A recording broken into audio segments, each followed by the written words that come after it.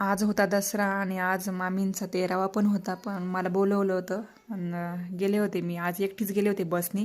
आज काही पोरं नव्हते आणि हे पण नव्हते सोबत. बसनीच गेले होते. आणि ही कोल्हारची नदी, त्या दिवशी तर एवढं पाणी होतं ना, दहाव्याच्या दिवशी पूर्ण पार वरतीपर्यंत होतं. पण आज झालं होतं कमी. पाणी ओसरलं होतं बरंचसं.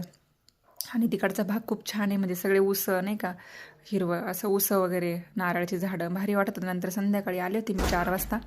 मग इथं आम्ही चाललो होतो देवीला, अश्विनी, मी, कस्तुरी, समू. देवीच्या दर्शनासाठी जायचं होतं आम्हाला. 6-7 वाजता गेलो होतो आम्ही दर्शनासाठी.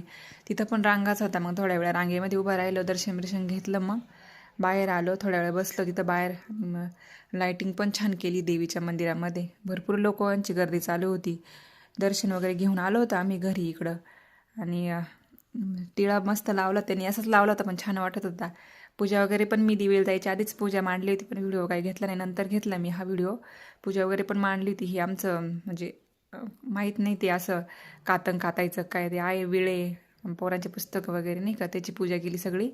आणि देवांची तळी पण भरायची होती देवीचे टाकांची. मग इथं हर्षूने आणले होते चिल्ले पिल्ले गोळा करून. हे पण आले होते थोड्या वेळासाठी. मग इथं आम्हाला तळी भरायची होती देवीची. मला तर एवढं काही माहीत नाही, पण मग मी घेतली देवीच्या दोन देवी आम्हाला ना, त्याच्या 2 टाक घेतले मी. आणि तळी वगैरे पण भरली. नंतर आम्हाला गाडीची पण पूजा करायची होती. मग इथं मी करत होते गाडीची पूजा. त्यांना परत जायचं होतं कामावर, त्याच्यामुळं मग लगेच गाडीची पूजा वगैरे पण करून घेतली. इथं स्वस्तिक काढत होते. आणि यांना पण ओवळायचं होतं. हर्षूला तर आधीच ओवळलं होतं मी, ते शिलांगण आणायला गेलं होतं तेव्हा. मग ही आल्यानंतर मग यांना पण ओवळलं. मग इथं